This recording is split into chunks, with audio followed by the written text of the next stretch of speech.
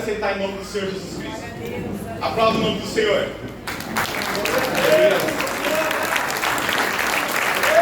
Deus fiel, aleluia. Eu gostaria de introduzir, de pegar um pouquinho do contexto, que o teatro foi uma benção. Parabéns a cada um, Pedro, Tiago e João do Parquinho. Glória a Deus. Eu estava vendo até o André ali, contei com o Elias. Falei, eu acho que o André estava junto também, Elias. Estava aqui bem? Mas glória a Deus por isso. É benção demais. Quem tem filhos sabe como quer escutar essas músicas todo dia, né? Sim ou não, mães, pais? Decora? Você acaba sonhando com o André, com o barco, o João, o peixe. Está assim em casa também, a glória de Deus. A gente acaba sonhando. Só que em casa está um pouquinho mais reteté. É da Midian, corinho de fogo. Da Vitória Pandeiro. Falei, glória a Deus. É desse jeito, vamos nessa. Mas, vamos lá. Nós vamos pregar sobre a pesca maravilhosa. Só que antes de pregar, a palavra do Senhor essa noite, eu gostaria... Criançada, alguém já foi em algum barco? Sim ou não? Sim. Já foram. Tem uns que foi e tem uns que não foi. Nós vamos nesse momento agora. Gostaria que apagasse um pouquinho a luz aqui. Já apagou. Desculpa. Já apagou. Nós vamos agora todo mundo junto entrar numa história. Numa história que acabou de mencionar aqui. Eu, vocês e o papai de vocês, o vovó, tios, visitantes, vai todo mundo no barco e nós vamos até a pique. Tanta gente que tem. Nós vamos até afundar hoje junto.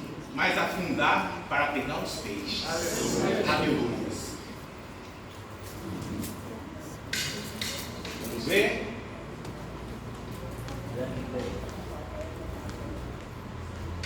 Só ver se tem áudio. E vocês e seus companheiros, joguem azeite para pescar. Mestre, trabalhamos muito durante a noite toda e não conseguimos pescar nada. Mas já que o senhor está mandando, eu vou jogar as redes. Tiago! João!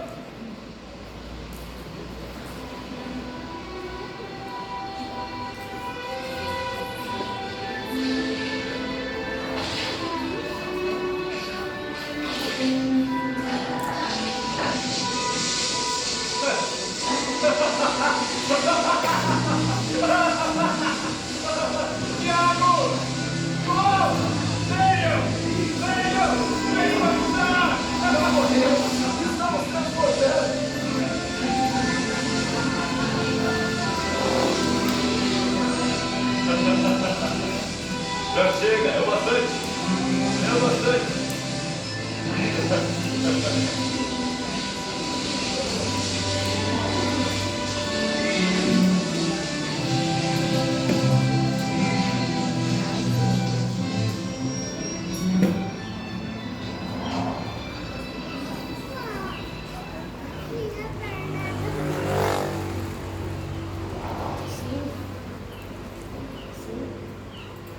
Afaste-se de mim, Senhor, porque eu sou um pecador. Não tenha medo. De agora em diante será um pescador de homens. Aleluia.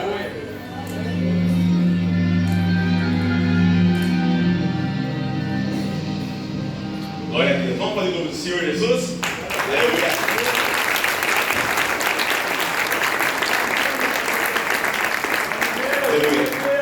Então, entramos no contexto do barco, amém? Amém. Pescamos juntos peixes. Por isso que eu quis fazer esse vídeo, para que a gente possa entender que história é essa que nós vamos mencionar hoje. Quais foram as ferramentas que eles utilizaram, criançada? Que mais? Peixe. Isso! Que mais? Barco. Então foi rede e... Uau! Muito bom. Parabéns, viu? Será que tinha anzol lá? Não. Tinha faca lá? Não. Tinha o que então? Sim. Muito bom. Parabéns para vocês. Glória. Nós vamos entrar numa história tudo junto com as criançadas, com os pais, com os tios, que é um tema pesca maravilhosa. Uma pesca que se encontra no capítulo de Lucas, no versículo 5, verso 5. Aonde que vai falar sobre esses personagens que eles fizeram uma grande pesca. A gente sabe que esses personagens eles viviam do quê? De pesca. Na onde? Que rio que era, criançada? Muito bom. Tem algumas bíblias que falam Galileia e tem outras que falam Genezaré.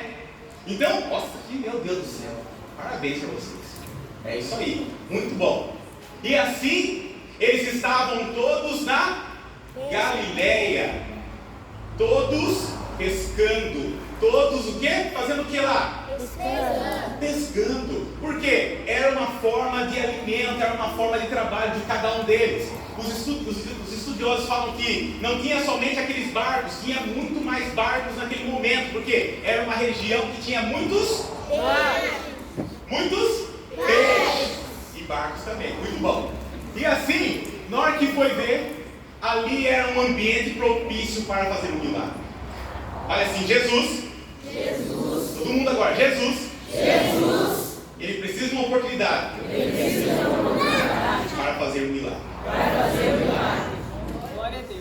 E assim os pescadores estavam ali, trabalhando, fazendo a sua pesca normal, para tentar trazer de casa o alimento.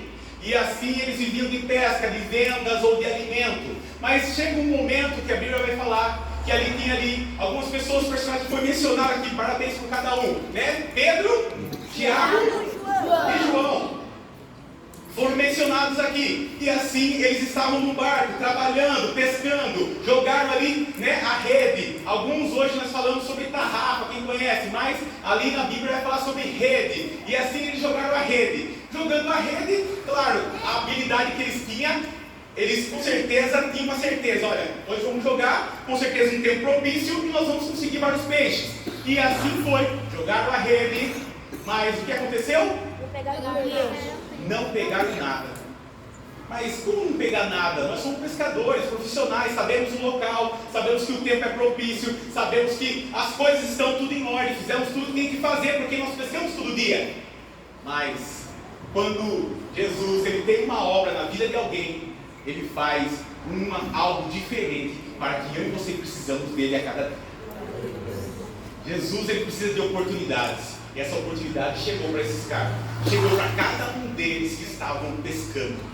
E assim eles estavam tentando de novo. Com certeza pode ser que eles tentaram sair de uma posição, jogar em outra. Certeza eles tentaram mexer, tentaram jogar alguma coisa, porque é sempre assim. Quem já pescou sabe como que é. Eu já pesquei, confesso para vocês que eu jogava o meu anzol, colocava lá a ração. Tem uns que pescam com ração, outros pescam com minhoca, outros pescam com salsicha. Falei, nossa, quase eu estou comendo essa isca.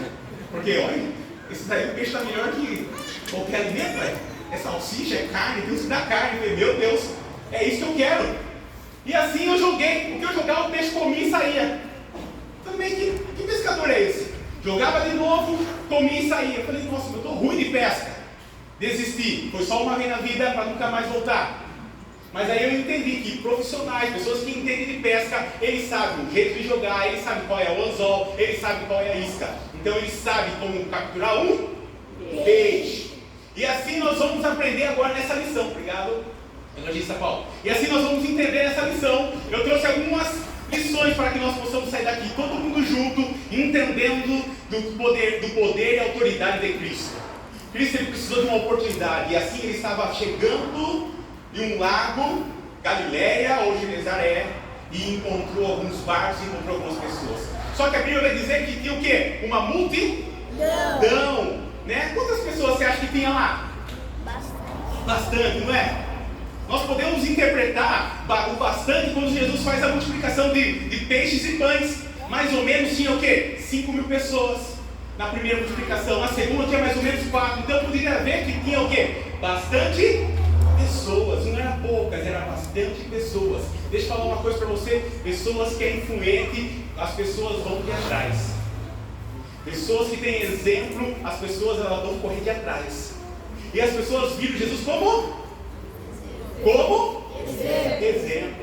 E por isso que eles corriam de atrás, por isso que eles iam de atrás de Jesus, porque Jesus era um exemplo para eles. E ali aquela multidão seguia, mas Jesus falou assim: olha, agora eu quero usar vocês. E agora nós vamos entrar na lição. Primeira coisa, que lição que nós aprendemos aqui, que Jesus quis usar a cada um deles. Jesus. Primeira lição que nós aprendemos, senhorio. O que seria o senhorio de Jesus? Senhorio seria algo de o quê? De propriedade. Propriedade que só o Senhor Jesus Cristo consegue ter. Quando a gente vai na situação de propriedade. Por quê? O que Lucas 5,3 fala? Jesus entrou num dos barcos e o de Simão, e pediu que ele criançada, muito bom. O povo da praia então sentou-se e começou a ensinar a multidão. Por que senhorio de Jesus Cristo? Porque Jesus Cristo ele é tão maravilhoso, ele é tão educado, porque quando a gente olha a nossa Bíblia, dependendo de cada versão, ele chega, ele fala assim: me empresta esse barco, por favor. Ele fala assim, por favor. A Bíblia fala o quê? Que ele entrou no barco. Nossa, mas ele entrou assim, arrombando a porta, chegando e falando: esse barco é meu? A Bíblia fala que ele entrou. Pediu o barco para quem? De quem quer o barco? Simão. Ou Simão Pedro. Ou Pedro pediu o barco de Simão. E aí, ele pediu o barco de Simão. Mas por que será que ele pediu o barco de Simão? Aí entra o senhorio. Porque no capítulo anterior, no versículo 4, vai falar que Jesus estava numa viela e de repente Simão chega para ele: mestre, vem em casa porque a minha sogra estava enfermo. Enfermo do quê? Febre. E aí Jesus vai e cura ela. Então Jesus já tinha o quê? Já tinha o quê? Um conhecimento com a família. Jesus já entrou naquela casa. Então por isso que Jesus chega, quando vê esses dois barquinhos, chega: Simão, eu quero o seu barco, né? Eu vou entrar no seu barco para me pregar o evangelho. Ele entra no barco de Simão. Jesus, ele só vai entrar, né, na casa daqueles que abrem a casa para ele. Vocês não entenderam, né? Jesus, ele só vai chegar na sua casa se de repente você abrir a porta, se de repente você emprestar. Porque a partir do momento ali, senhorio, Jesus já era a autoridade da família de Pedro ou de Simão. Jesus já era a autoridade de todos. Porque a partir do momento que eu deixo Jesus entrar, ele fica permanecendo o quê? Autoridade minha e da minha família. Você conhece esse carinha aqui que está em cima da árvore? Quem ficou em cima da árvore? Quem? Zaqueu. Isso, Zaqueu. Por que eu trouxe Zaqueu aqui para falar sobre senhorio? Porque Jesus passava numa viela e de repente numa rua, e de repente o quê? O que Zaqueu fez? Subiu na árvore. Por quê? Porque era pequenininho. Ele era muito bom, pequenininho, menorzinho. Ele não estava alcançando a multidão. Jesus não estava vendo ele. Com certeza ele tentava o quê? Pular, acenar, e não conseguia ver. Ele teve uma estratégia. Ou subir na árvore. Subiu na árvore e aí ele acenou. E aí o que é? Jesus falou o que para ele? Zaqueu, desça da árvore, Porque eu vou para sua casa. que eu vou na sua casa. Ou eu vou pousar na sua casa. Me convém estar na sua casa. Então a partir desse momento, Jesus entrou na casa de Zaqueu. E de repente não só Jesus alcançou Zaqueu, mas alcançou toda a sua família. Porque Zaqueu, ele era o quê? Ele tinha dinheiro, tinha autoridade. Mas Zaqueu falou assim: olha Senhor, a partir de hoje o Senhor entrou na minha casa. O que se eu dever para alguém, eu vou restituir 4 vezes mais, para a glória do Senhor Jesus Cristo. Deixa eu falar uma coisa para você. Senhorio de Deus, quando ele entra na minha casa e na sua, ele toma posse, ele tem autoridade de tudo, e ele faz o que? Uma renovação. Ele muda a nossa história. Ele muda a nossa história. Então ele é dono minha, ele é dono seu, ele é dono de tudo, porque ele tem o que? Propriedade, senhorio. Então a partir do momento que ele entrou na casa de Zaqueu, e daí todo mundo foi tomado pela presença de Deus. Amém? Outra lição que nós entendemos: soberania de Deus. Que soberania é essa, Hélio? A soberania de Deus faz com que a gente o quê? Ele escolhe quem? Quem ele quer. A soberania de Deus. Mas por que, irmão Hélio? Porque aqui, ó, ele poderia escolher outro barco, amém? Ele poderia escolher outro barco lá do vizinho que estava lá atrás. Ele escolheu de quem? Simão. De Simão. Ele escolheu o mais sofisticado, né? Poderia escolher o mais sofisticado, o melhor, o maior, o mega, mas não, ele escolheu o Simão. Por quê? A escolha vem de Deus. Quando Jesus, a soberania de Deus, é tão interessante, porque nós vemos uma história tão maravilhosa que nos ajuda a entender o que é soberania de Deus. Quem é esse menino?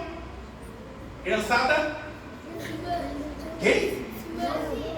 Quem foi ungido? Davi. Muito bom. É isso aí. Davi.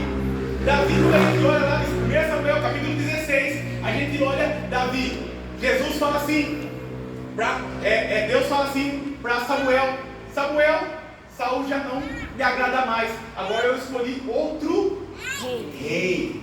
Vai lá na casa de Jessé, que tem um lá que eu escolhi. Ele vai lá, de repente ele chega lá. Soberania de Deus. Ele escolhe quem ele quer. Chega lá, começa a vir os brutamontes, começa a vir os lindos, começa a vir os inteligentes, começa a vir os espertinhos, começa a vir aqueles maravilhosos, começa a vir de olho verde, começa a vir de olho azul. Aí, Senhor, já passou tudo aqui, nada? Nada.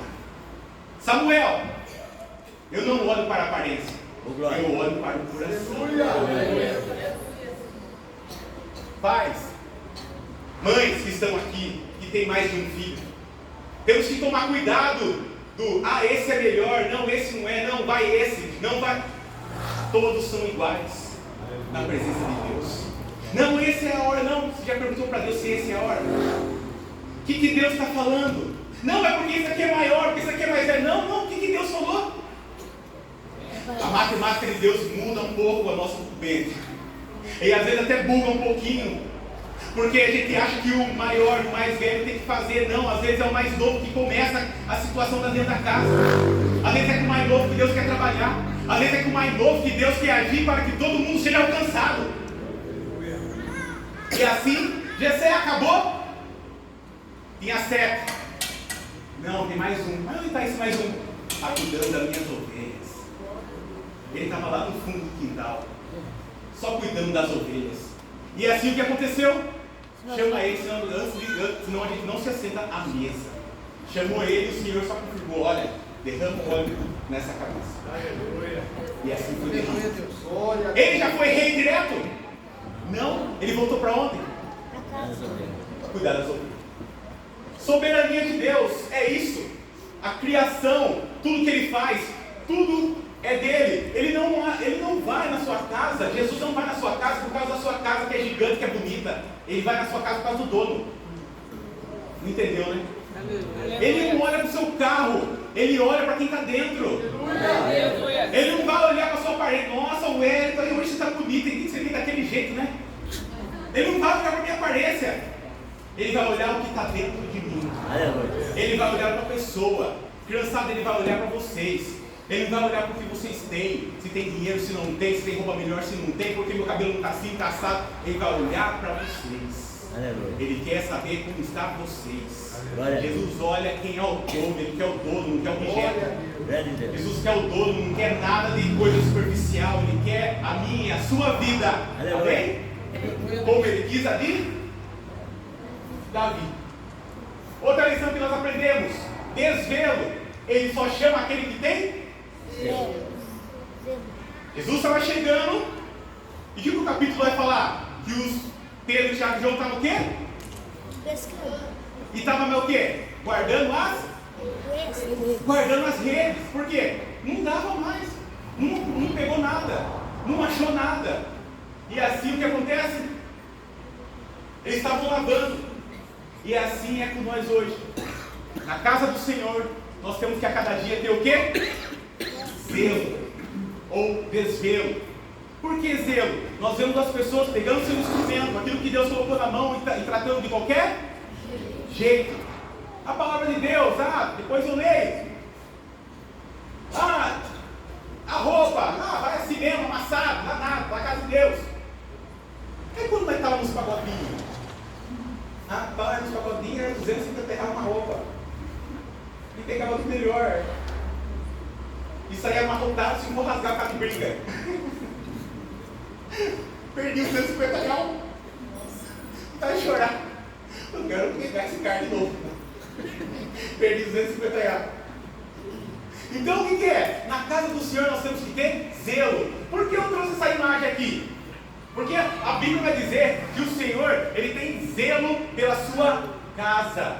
Os cambistas estavam o quê? Vendendo, né? Os mercadores estavam vendendo dentro da casa do Senhor. Estava fazendo como venda na casa do Senhor. E daí Jesus chega lá, começa o quê? Quebrar tudo, jogar tudo. Porque falar que a casa do Senhor não é casa de venda, não é lugar para vender, não é lugar para fazer isso. Jesus começa a quebrar tudo. É porque Ele tinha um zelo para a casa do Senhor. Nós temos que ter zelo para a nossa casa, temos que ter zelo nessa igreja, nós temos que ter zelo dentro da nossa casa, ajudar, arrumar. Ah, mas está quebrado, não limpa mesmo assim se estiver quebrado. Não, está assim, ajuda. Temos que ter zelo e assim o Senhor vai nos ajudar. Vamos pegar mais uma história, Davi. Não falei para você que capítulo 16 Davi foi ungido? Agora no capítulo 17 Davi vai o quê? Ainda não. No capítulo 17, quando a gente olha, Davi ainda estava o quê? Cuidando das ovelhas. Isso! E aí ele estava o quê? Zelando as Ovelhas. Isso! Então vinha o leão, o que ele fazia? Matava. Vinha o urso, o que ele fazia? Matava. Zelo. Precisamos ter zelo. O que Deus colocou na nossa mão, nós temos que cuidar. E assim foi o zelo que que Davi cuidou das ovelhas. Nenhuma se perdeu. Com certeza Jessé falou assim: filho, quantos tem aí? Pai, ainda tem 50. Mas eu vi um leão passando aqui. Eu vi um urso na janela. Pode ficar tranquilo, pai. As 50 que o Senhor me deu, as 50 está na sua mão de novo. Zelo. Outro ponto. Aprendizado nós temos que ter. Para ensinar, preciso estar Perto. Para ensinar, preciso estar Perto. Jesus Cristo não chega e fala o quê? Simão, por favor, Só por cima. afasta só um pouquinho o barco. Não precisa ser lá longe, não, só um pouquinho.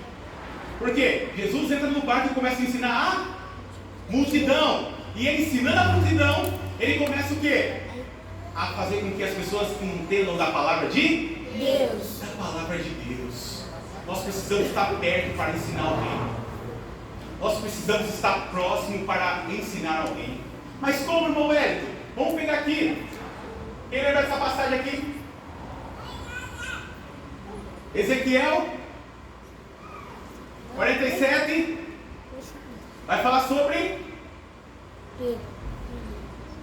as profundezas das águas. O que nós temos que entender? Pais, agora presta atenção, pais. Aqui na passagem de Ezequiel, primeiro ele vai falar o seguinte: essas águas eram o quê? Águas que saíam do templo do Senhor, águas que saíam daquele templo. E quando saía aquelas águas daquele templo, a água onde passava era o quê? Purificava, restaurava, transformava, curava, sarava, fazia mudança na vida de alguém. Mas é tão interessante que essa água aí, né, que o anjo estava mostrando para Ezequiel, né, porque Ezequiel estava só fazendo uma analogia ali. Ezequiel estava querendo entrar, mas com medo.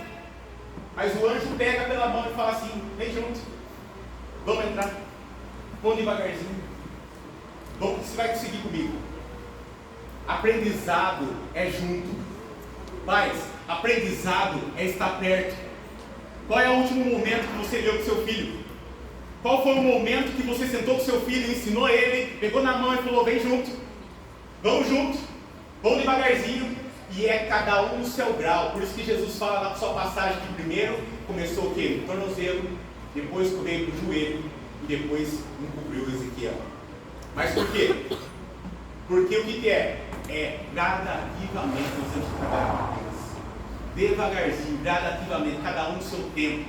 Mas o que? Estando perto. Aprendizado. Você acha, quando você vê a história, tão bonito quando a gente lê a história de Paulo, nossa, foi missionário, 3 viagens, conseguiu erguer mais de 50 igrejas, conseguiu alcançar mais de um monte de gente. Mas quem que ensinou ele? Jesus. Também Jesus. Mas também ele teve um instrutor, um tutor, que é o quê? Gamaliel, que vai estar lá em Atos capítulo 22. Ele estava aqui no pé de Gamaliel, ensinando, aprendendo, ouvindo, esperando. E na hora que chegou o tempo dele, olha agora que Paulo é. Olha quantas cartas ele escreveu. Olha quantas coisas ele fez. Por isso que, para que essas sementes germinem, para que cada um delas cresça, para que cada um delas evolua, precisamos estar perto e sabendo o que nós estamos ensinando ela. Irmão Érico, mas se nem eu sei. Aí tem o estudo de terça. Fique perto de quem sabe. Aí tem o estudo de terça. Que nós estamos aprendendo junto para a glória do Senhor Jesus. Vamos aplaudir o nome do Senhor?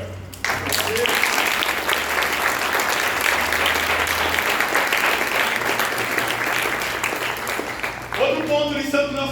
Está acabando aqui, viu? Está acabando aqui. Outro ponto, para a gente já quase encerrar, gostaria que a nossa irmã Flor, Maria Flor, você preparar aquele hino lá para nós orar? Sabe aquele hino bonitinho que você colocou? Se puder preparar, já fica no jeito, por favor. Obediência, outra lição, obediência. Devemos fazer o que o mestre manda. Filhos, o que seus pais falarem, nós temos que obedecer. Olha que bonito, hein? Eles estão gravando, hein? O que os pais falarem, nós temos que o quê? Obedecer. É isso aí. Por que obedecer? Porque eles têm experiência. Porque eles têm já vivido muitas coisas. Porque eles são os seus instrutores. Eles são os seus pais. Eles são as pessoas que vão te coordenar. Mas, quando a gente fala sobre obediência, é tão estranho quando o pai coloca você numa situação, ou quando ele proíbe você fala, não é desse jeito, não gosto, não quero, e bate o pé, e sai resmungando, e morde a mão, bate a porta. Não podemos tratar assim aqueles que estão sobre a nossa superior de nós, porque as pessoas que estão superior a nós sabem do que está falando, e não quer que eu e você tropece, não quer que eu e você caia, não quer que eu e você fique machucado. Podemos pegar um texto aqui de obediência, que é sobre o quê? Quem é esse texto aqui? Bom, Abraão e Isaac. Muito bom, Abraão e Isaac. Quando Deus chama Abraão, fala, olha, pega seu filho, que eu quero te ver contigo, que eu quero fazer você a prova. O que acontece? Ele pega o filho, sobe ao monte Moriá, e ali, nossa, o filho fala, pai, mas cadê? Mas cadê a ovelha? Cadê o animal? Cadê? Com certeza o filho já tinha uma certa idade, já sabia o que estava acontecendo. E ali, cadê? Mas Abraão falava, Deus proverá. E a obediência é o que aconteceu lá com o mestre.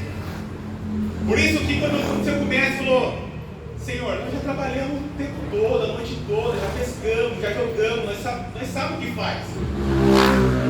Mas um deles falou, por causa da tua palavra, eu vou lançar novamente a rede ao mar. Quando a gente fala isso, estamos o quê? Fazendo com que a vontade de Deus prevaleça sobre a nossa vida.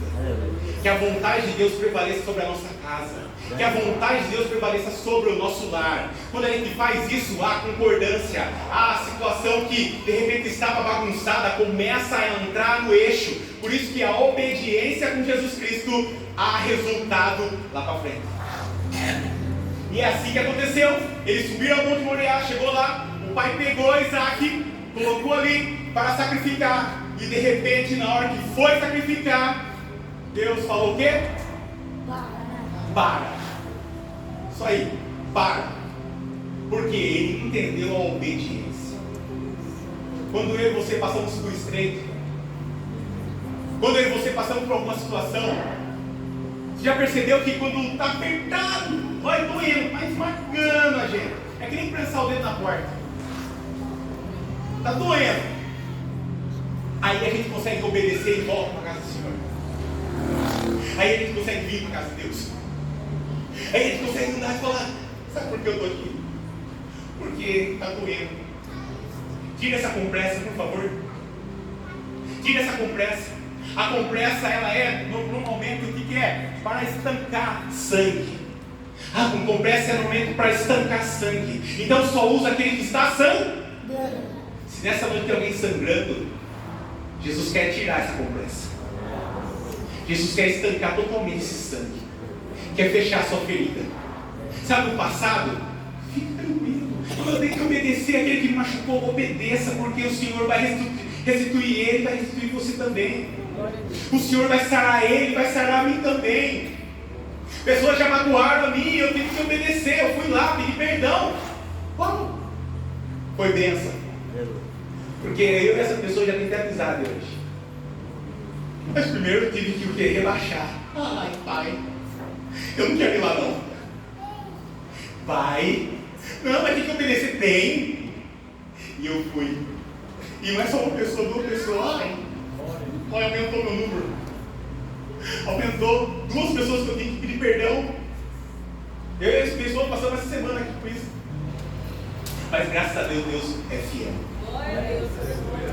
E o último, quando há obediência, quando há zelo, quando há soberania, quando há senhorio, quando há aprendizado, o resultado ela vem.